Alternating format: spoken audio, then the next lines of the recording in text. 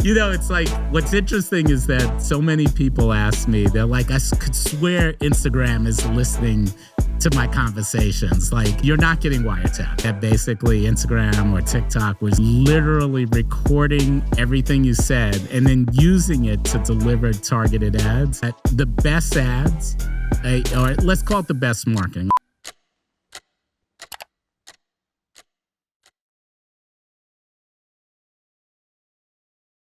All right, guys, got him back on the show. A lot has changed. Just went public last week, right? That's Mark Douglas in the building. That's what happened. Let's go. Yeah, it was exciting times. Was that a surreal moment for you? I grew up in New York City, and as a kid, places like, now there's so much security, but as a kid, places like the New York Stock Exchange, Rockefeller Center, things like that, you just go there and just kind of like make it your playground. Yeah. Because I was one of these kids in New York that, I'm on the subway, I'm all over the city, which is what's great about growing up in a city like New York or London or something like that. So to be like on a New York Stock Exchange and just trying to get lunch or something, like not there because it's this big 238-year-old institution, but just to be like, hey, it's the middle of summer, let's go somewhere. It's like, screw it, let's go to Wall Street. Right, just wait. And then go back there and like you're ringing the bell, taking the company public. It's a bit surreal. Yeah. I have been there a number of times just for other things. There's not really trading on the floor right anymore. Now the floor in the New York Stock Exchange is almost like an event space. I've been there a few times, but CNBC's on the floor. I did an interview there. There's all these kind of media companies that are operating from the floor in the New York Stock Exchange. But we literally took a company public, and you get first trade. And the process is really interesting. Yeah, how long did that take? I'd imagine years, right? Yeah, it actually, in the fastest possible time, it could be done in 4 months. Oh, wow. But the stock market has just not been conducive to IPOs. People, you learn these terms like risk on, risk off. Is the market risk on, meaning it's receptive to IPOs, and or is it risk off where everyone's basically running for cover, and everyone being these investment managers at these big institutional investment companies. So the market has been quote unquote risk off for almost 3 years because of inflation, all the stuff that's the backdrop of the market. But we once it's risk on, it doesn't take a lot of time. We made the final decision to go. So you do that. You did, the process is there's all these big institutional investors who essentially form the market for your stock, right? And that part of and you do what's called testing the water meetings, where you go and meet with them and tell them, kind of educate them on in my case, Mountain, and tell them what the company is about, and they kind of start to understand the story and whether it's a good investment for them. And we did 185 TTW. Holy crap! Yeah, 7 rounds, 185 TTW. Our banks were Morgan Stanley, Citibank, and Evercore were the 3 main banks. Yeah. And they said that's either the highest number ever done or just slightly shy of Jeez. that. And so we educated the market while we waited for essentially the IPO window, as everyone says, to open. And so we had put in all this prep work, and then you then look for literally, I think everyone thinks this is something you do a year in advance and you schedule it, and really it's it looks like there's it's more like a running back trying to find a hole in the line of scrimmage, and then just get through that hole, and and do the road show where literally the week of the IPO, you're meeting with investors and they're placing orders to buy shares in the company. We made the decision to go literally the night before. Wow. Are you serious? We were ready. I mean, we had done all the prep work. You had to follow all these documents. The biggest document is the S1, which describes the company, has all financials, all that kind of stuff. That was all fully up to date with the SEC and way in advance. With lots of lawyers. There's 3 law firms involved in coordinating with the SEC. But the actual like, let's do this, that literally was decided on a Tuesday 2 weeks ago, and we decided, and we on Wednesday morning I was in New York City, and we were starting a road show. That's insane. Yeah. So it's not as far, and then literally the following Thursday, I'm on the floor of New York Stock Exchange, ringing the bell with the president of New York Stock Exchange. That's how fast this all goes. That's so cool. How last minute it is, and the banks all thinks that's normal. Like they just are like, yeah, this is how this. It's like what the market is doing literally today is like affecting whether IPO is going to happen. That's so cool. Yeah. Were any of those meetings with BlackRock? Yeah, BlackRock. I'd love to. We could talk about BlackRock. BlackRock invested in Mountain when we were still private, and then they were we were what's called 14 times oversubscribed. So meaning that we were selling. The exact number I think is 11.7 million shares, and I may not be doing the math right, but we have 14 times, essentially 12 million shares that people wanted to buy. Oh wow, yeah, and then so you're in this position where you can't sell it to everyone. You literally had to allocate it, and BlackRock's definitely one of those investors. And they've been a great investor. I think there's a lot of like. Misunderstanding of you've probably seen it. A lot of conspiracy. Yeah, a lot of conspiracy. Like they're telling the company, like they're telling people, the companies they're invested in, what to do and stuff like that. That's not at all. The biggest conspiracy out there I've heard about them is they own, I think the numbers I've heard are like 22% of all publicly traded companies. I've heard that, yeah. The Tri-Light from Therasage is no joke. Medical grade red and near infrared light with 3 frequencies per light, deep healing, real results, and totally portable. It's legit. Photo biomodulation tech in a flexible on-body panel. This is the Tri-Light from Therasage, and it's next level red light therapy. It's got 118 high-powered polychromatic lights, each delivering 3 healing frequencies, red and near infrared, from 580 to 980 nanometers. It's sleek, portable, and honestly, I don't go anywhere without it. Yeah, so it's not true at all. The BlackRock doesn't actually own stock.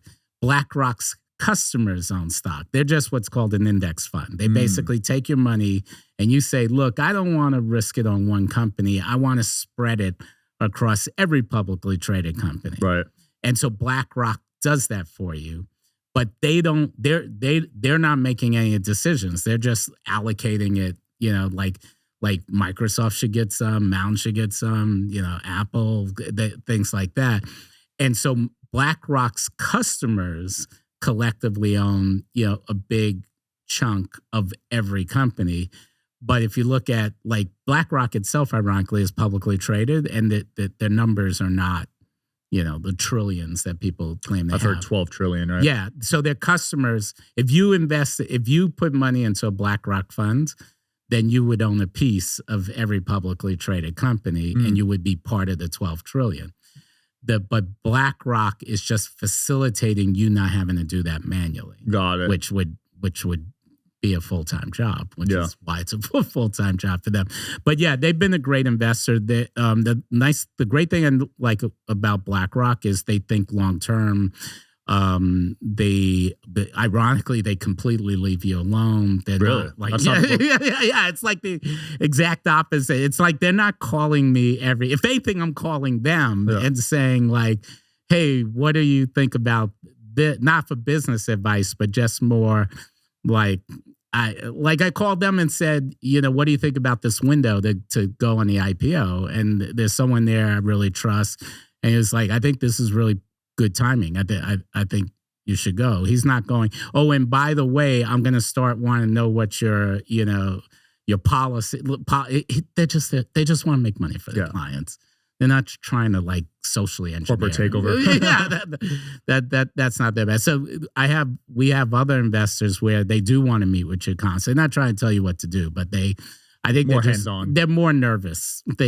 Some investors are like, like I invested in you. I don't want to do your job. Yeah. And some investors are just nervous by I think nature. also it was a rocky economy the past few years, right? Especially with all the tariff stuff recently too. Yeah. That's what made finding the right window really tough, because we had to do the IPO between, all these things. As a matter of fact, the number one question we got during the roadshow, like when we're out meeting with all the investors, is why now? And it's like, my answer is always like, well, I'm out here. It's a big market. I'm executing. So why not now? Yeah, you're probably one of the few to launch in this kind of economy, right? Yeah, there've been articles about have we I use the analogy. I grew up in New York City. We mentioned before, and in New York, like if the elevator door is closing, just kind of throw your arm in there, like you just people think your arm's gonna get chopped off, but you're just like, no, I'm getting on this elevator. That's kind of what I think some of the articles have described. Like, did our IPO and a couple others, did they do that to the IPO market, kind of reopen the window and so forth? So if it did, I mean, companies need to raise money. So I mean, and if you have this, if your company has the scale, big market scale, and you're good at execution, then being public is a great idea, a very viable way of doing it. Do you see social media and alternative media eating at the market share? Because I know you guys are mainly TV stuff. Yeah, right? We're 100%. So what Mound does is we democratize streaming TV. We bring small and mid-sized companies into the television advertising market, specifically streaming, on every streaming network in America. Like all of them, they have that. I think Apple is the only one. I think TV they have Plus. Apple TV, right? Apple TV Plus doesn't have ads, but the other networks, can do. So we're talking like Disney, Paramount, HBO Max, Warner, which is owned by Warner Brothers. All these networks we partner with. And we essentially create the long tail, so that all small, mid-sized businesses, which could only do search and social before, can now reach find their next customers using the big screen, using 30-second ads on streaming television. And so it's great for the industry, because the television industry has been just dominated by a small number of very large brands. And it's great for the companies who traditionally, didn't have access to that as a marketing channel. So that's what we do. And it's created a great opportunity for everyone, for, my company, as well as for our customers and all the streaming networks we're partnered with. The interesting thing is people are doing all these things. I'm on social media today, but I'm also on YouTube. I'm also watching shows on streaming networks. I'm doing all these things for entertainment. And so when you look at the numbers, more people watch television a day than use social media. So really? 5.5 billion worldwide, 5.5 billion people a day watch television daily. And I think it's 3.9 billion use social media. They watch TV for 3 hours uninterrupted. They basically get home from work and they have the TV on, or if they work from home, they have it on. And then and it's an hour day on social media, and so everyone's doing all these things. So if you're a business, you have a great product and you try and reach new consumers, then why not be on, leveraging television to find consumers, leveraging social influencers, search, all these things. And so that's the market. We didn't create, obviously, the market for television advertising. What we did is we democratized the market for small and mid-sized businesses. And smart. Yeah, and for a lot of emerging brands, and and so forth. And so now there's a good chance you might see them in multiple. I saw that brand on Instagram, but I also saw them when I was watching Miami Housewives, right? Yeah, so it's great. Like I said, it's great for everyone. That's the market opportunity. It's a big market, which is why we can creates the opportunity for us to be a public company. I just saw Netflix is experimenting with personalized ads. I'm sure you're well aware of what's going on. Absolutely. But it seems like ads are going towards that route. Yeah, right? all of that. So the thing about it is, if you're a big brand, you're T-Mobile. literally everyone in America could be a potential customer. Even they could launch a product direct at kids. And kids. I hope you guys are enjoying the show. Please don't forget to like and subscribe. It helps the show a lot with the algorithm. Thank you. Kids could be a potential customer. But if you're, one of my favorite brands is One Wheel. They sell the single wheel skateboard. You see people on going down Manhattan. It looks really cool, but also looks like you better know what you're doing on that thing. And so One Wheel as a company is doing very well. People love the product, but they're not going to sell it to everyone in America. So if you put One Wheel on, like Bravo, for example, or on ESPN or anything you have to really target who's going to receive that. That's what enables it to be small, mid-sized businesses, is that it's highly, highly targeted versus cable, which was everyone in that city receiving the exact same ad. Yeah. So most of that advertising, I was about to say all, but not yet all, is now super targeted. You could be watching something in home and someone else in your home is watching the exact same thing. And then both of you are at the exact same, you'd hit the play button on your favorite show at the exact same time. That both of you will probably get different ads. That's crazy. It's highly targeted. And so that's if anything, that's what enables what we do, is the targeting. Otherwise, your business and you're spending, we'll call it $10,000 a month on our platform, or maybe even less, maybe more.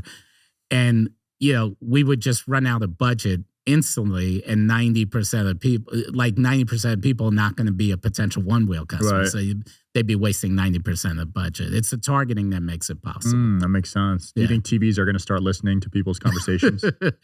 Well, I think the answer is no, because that'd be an illegal wiretap.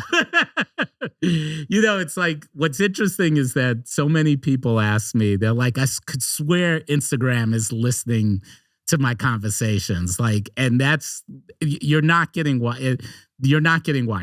I mean, to talk about a massive scandal, if it came out that basically Instagram or TikTok was literally recording everything you said and then using it to deliver targeted ads, that would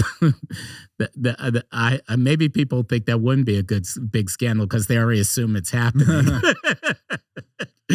But no, I think the thing is that the best ads, or let's call it the best marketing, let's broaden it, are the ones where, ironically, where you do feel like it is, because that's speaking directly to you.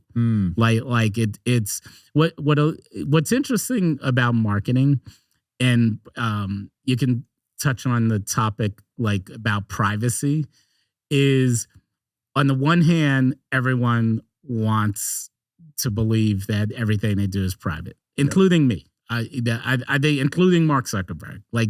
Nobody's looking to just put everything out there, but it's a little misguided. The one of the biggest costs in the dollar amounts in the cost of any product is marketing to you as a customer. You discovering the product. So the harder, if you're going to be interested in that product, let's keep with the One Wheel example. Let's say you're, venture seeker, you like to skateboard, you like, electric skateboard, you snowboard, you a surfer in LA. This is a product for you. The harder you make it for One Wheel to find you and just literally show you what they have, this product that they're passionate about, and all they want to do is make you aware of it to see if you're going to love it and be passionate about it too. The harder you make that as a consumer, the more expensive the product is going to be, because that is the One Wheel then has to spend money with Meta, with Mountain, with Google. All of that winds up being in the price of the product. Right. I mean, the myth is that companies don't pay for anything; consumers pay for everything. Right. In other words, unless a company is literally losing money, every dollar it's spending are money just being shifted from its customers to whoever the company is sending the money to, like their suppliers, essentially. So that includes marketing costs. So let's say the cost of marketing were 25% higher on a given product very hard to find consumers that might be interested, well, then the price of the product has to be 25% higher. And so I think a lot of the privacy debate is there's just a lot of focus on, like, am I being tracked? Well, Google knows I'm in the room with you right now because I have an iPhone in my pocket. Yeah. And I have Google Maps on it. So does Apple. So does Meta because I have Instagram. So is that, like, that's the real privacy is all the information you're freely giving up. Yep. It's not like, a small emerging brand just hoping you'll like what they sell. They're not in any way getting any personal information on you, nor are they trying, because if they do, then they're responsible for protecting it. Yeah, So, location targeted ads. Whenever I go to a new city, I get ads for restaurants in the area. Right, yeah. And so again, I mean, also if you want when you go to those cities, you want those restaurants to be doing well, then the privacy you should really care about is like name, address, credit card number. It's not your like social security. Yeah, it's not like the fact that you might have bought a skateboard in the past and would love, bought a surfboard and maybe would love a product that people like surfboards might also be interested in. Yeah, I don't mind targeted ads that are based off my previous spending. Right. Because I'll buy it. There's a good chance I'll buy it and it makes sense. Yeah. If I get random ads for random products, that'd be more annoying to me. Yeah. Well, I when I'm on Instagram, my girlfriend says Meta has me completely figured out. Oh yeah, yeah, because I basically she's like, you buy the most random products, but somehow they figured out you're the person that's going to be interested in this. That's how I feel about TikTok Shop. Really, I bought quite a few things off there. Have you played around with that one yet? A little bit, yeah. I'm more of an Instagram user.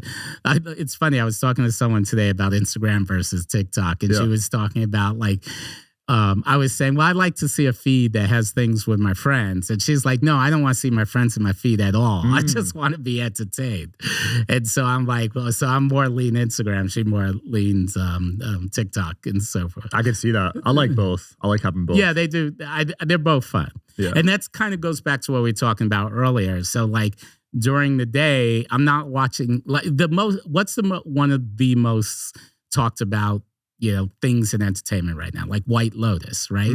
It's on TV, right? Or the few months ago, I guess now 6 months ago, the Tyson Jake Paul fight. Yeah. I mean, TV is still this big medium that but they all play, and obviously TikTok is a massive medium. All of these are playing a role, and I think for the average person, they're just like, look, I just want to be entertained all day long, essentially. Yeah, I'm watching TV every day, I guess, if you consider the streaming platforms TV. Yeah. I think when some people think of TV, they mean like the older version. Yeah, that's why I say streaming all the time. Yeah. Because, I'm talking cable is dying at the rate people move, essentially. Cable's done, I think. I think it's done. I don't know if there's a coming back for cable. Yeah. I used to say a few years ago, I say the last person to buy cable was born 30 years ago. Wow.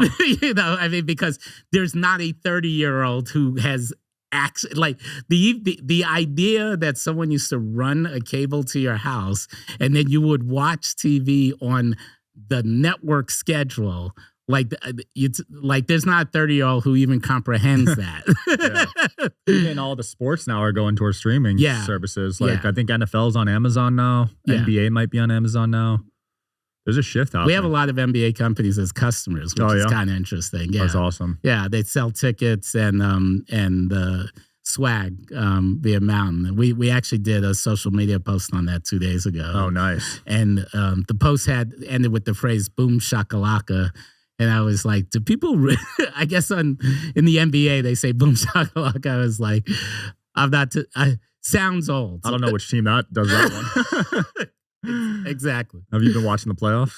I grew up in New York City, so I'm a Knicks fan. Yeah. You guys made it far this year. Yeah. So, and I was in New York during they were playing Boston. Pacers, right? Or Boston? Pacers. Yeah, because I was commenting about how it's like a throwback. You know, that's a throwback those series. were the days. Yeah. Reggie Miller. Yeah. And Patrick Michael. Ewing. Yeah. I remember.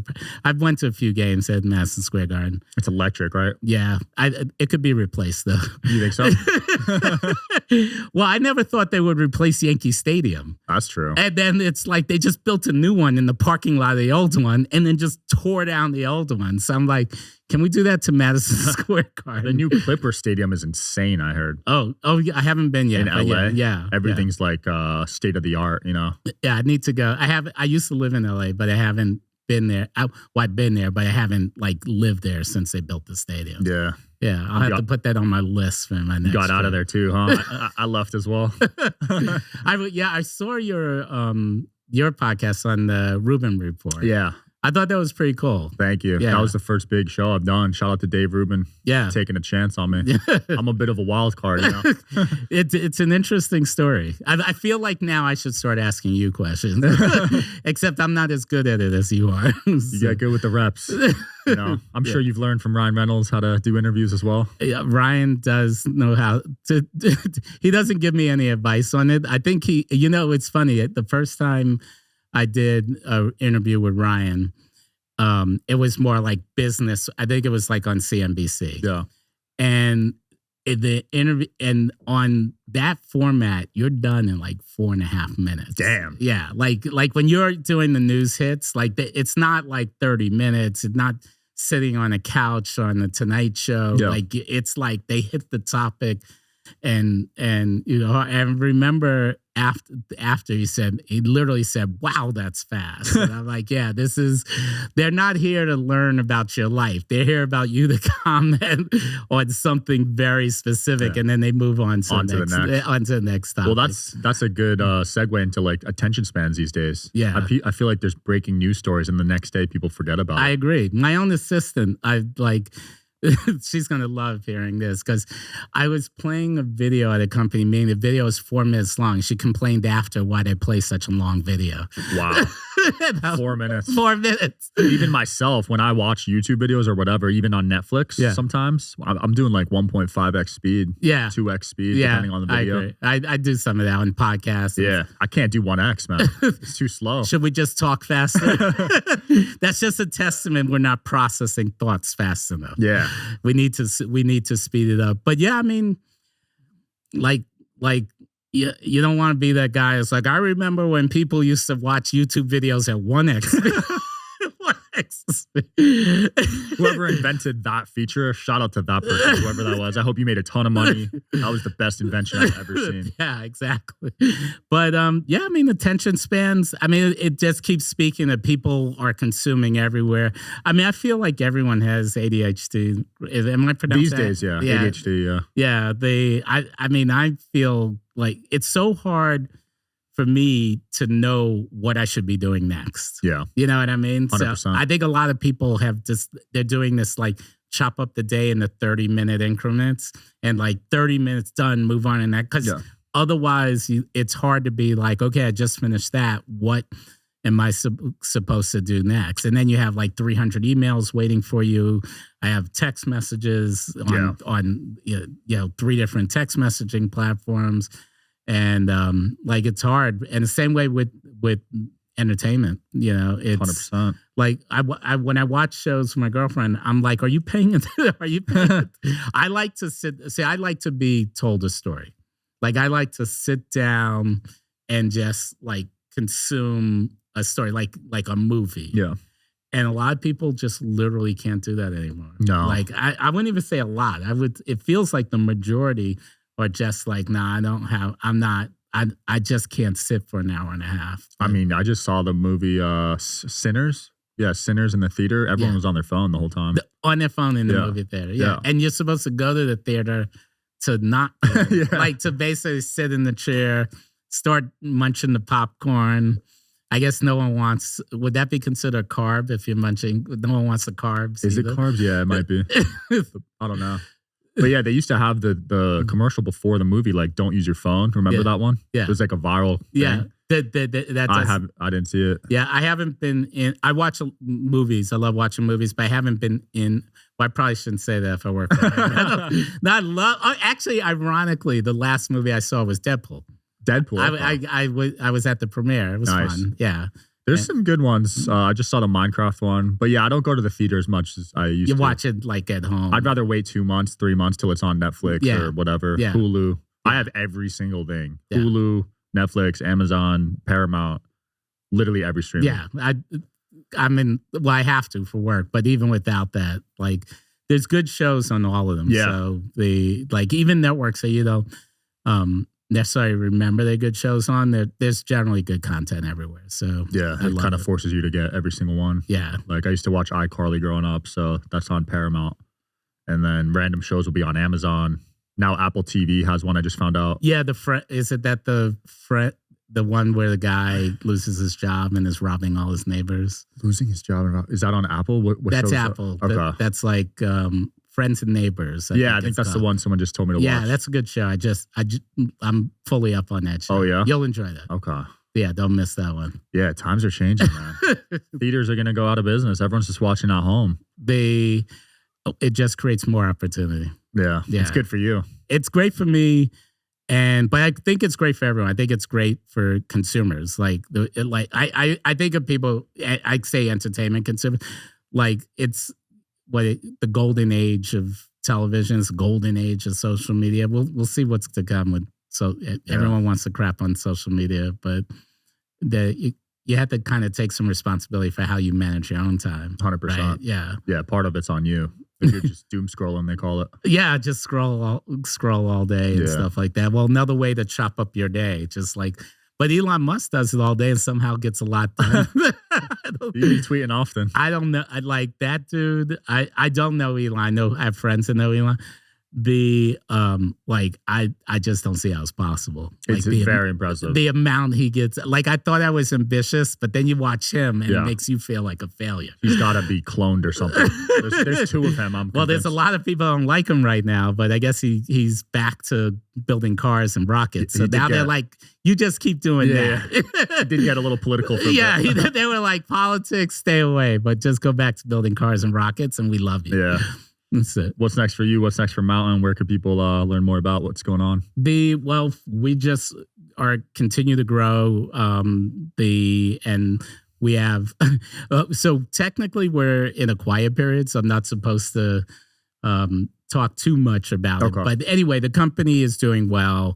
The stock did insane. It went up 67% on the first day of trading. Holy crap. It rose so fast, they had to stop trading. It went up 50% in the first 5 minutes of trading. Wow.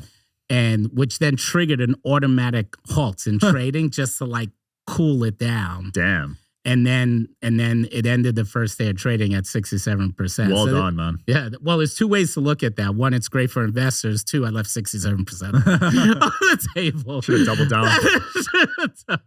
But no, it was great. And so we see that we're just going to continue to grow the company, and we have a lot of plans, and just make it happen. And so the interesting thing is, so we went public on May 22nd. So on May 21st, I had two constituents: the people who work for the company, and we try to make it an incredible place to work. Like we treat working at the company as like you're in a relationship, and you want to so you take a job, and I actually just earlier today, and the person was telling me about their boss.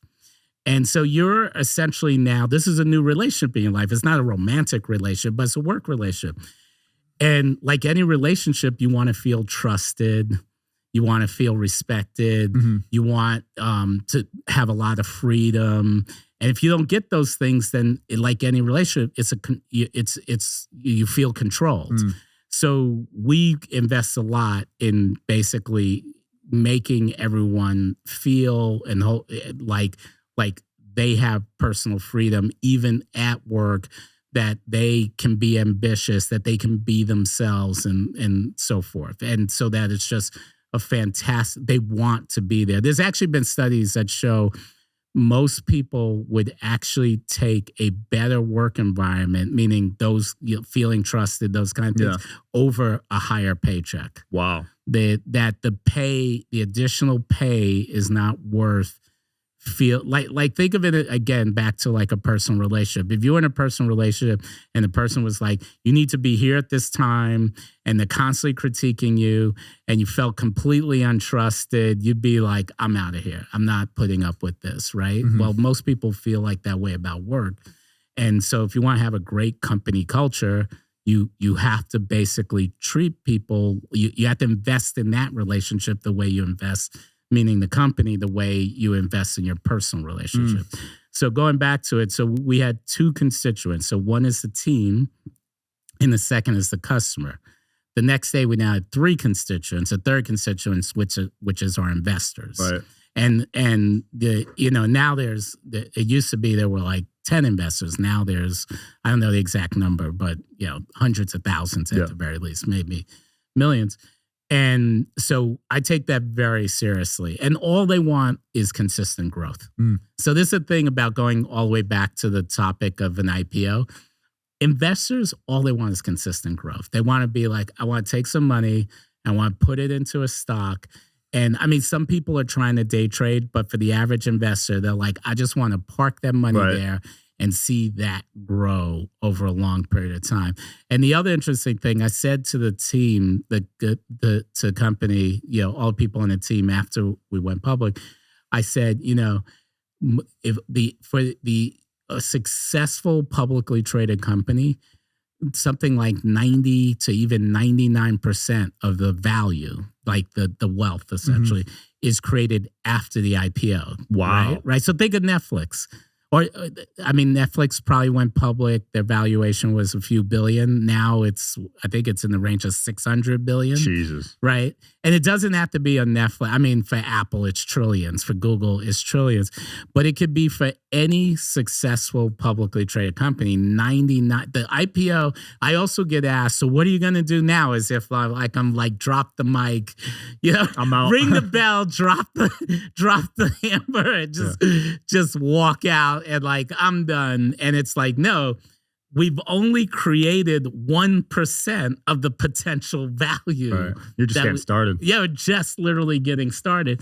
And so like when you ask like, well, what's next? The next is to go create the other 99%, but not just for me, to create it for all of the constituents, create it for the team, create it for our customers in the form of they get value from our products, and then now created for the investors. And so that's what's in my head. And again, all the investor wants is just consistent growth. They're not, they would rather take consistency over like a roller coaster ride, right? Because we've been in a roller coaster ride the last few months. The market was up and it was down, and people were like, literally, I'm out. A lot of people pulled out. Warren Buffett pulled out. Right. Yeah. But if they were getting just like consistent growth, they're all in. Right. Yeah. So that's what I feel as like a responsibility. Like just because I don't so again, on the 21st, I knew all of our investors personally. Like I had dinners with, because we were still a private company. Now I have all these investors that I haven't met. And it's interesting, like I was in, I've met some investors like, oh, I invested in Mountain. Which is kind of crazy. I never. It is crazy. Isn't it? Like I just meet random people and I'm like, oh yeah, I bought shares in Mountain, and so like I feel like, well, I better not, like I better make this person money. Like that's like they're like, and so that's kind of what's in my head. And the way you do that is you keep doing what you were doing. You don't like kind of alter your game, but at the same time you have to be smart. Now more people are going to be coming after us because they're like, you got a target on your back. Yeah. I mean, that's the thing about announcing anything. You could be announcing a product. It could be, something like an IPO. The moment you do, like everyone's attention is like, well, should I be doing that? Yeah, that 100%. Yeah, I try to tell my team, like, let's delay announcements or as late as like the only people that seem to benefit from us announcing stuff are our competitors. 100%. That's why I try to move in silence. Yeah, exactly. Like when I have a huge guest coming on, I don't tell anyone. Yeah, I don't tell anyone till it airs. That's the way to do it. Yeah, 100%. Absolutely. Mark, it's been awesome, man. I can't wait to see where you take this thing. Thanks. Appreciate it. Keep in touch, man. Thanks for coming on. All right. Thank you. Guys, we'll link the website below as well. See you next time.